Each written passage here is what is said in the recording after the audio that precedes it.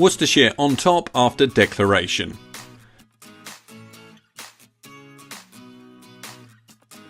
Bat dominated ball on day one as Mitchell and Rutherford both made hundreds to put Worcestershire in command of the game at 348 for 4 against Leicestershire.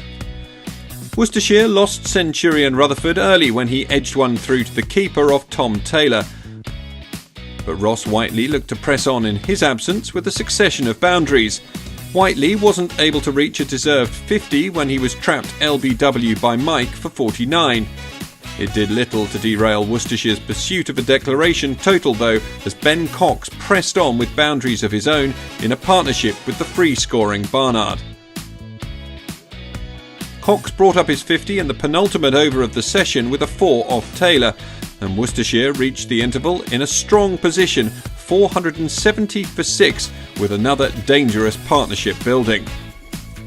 Cox and Barnard hit the accelerator after lunch with a series of boundaries, helping them to bring up 25 runs in the first 2 overs after the break, Barnard reaching his 50 with a boundary off Mike. And Worcestershire declared when Cox brought up a wonderful century from 133 balls, Leicestershire beginning their reply at a fair pace of their own when they took 7 off the first over. Horton had moved to 15 off 25 when he edged tongue to Mitchell in the slips.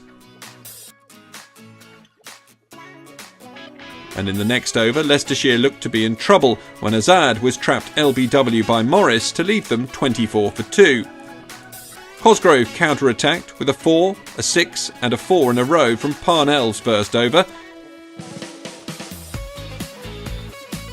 Parnell was having a nightmare when Cosgrove hit him for 5 boundaries off his next over, Cosgrove moving to 34 off 16 balls and Parnell having conceded 35 off his first 2 overs as they went into tea.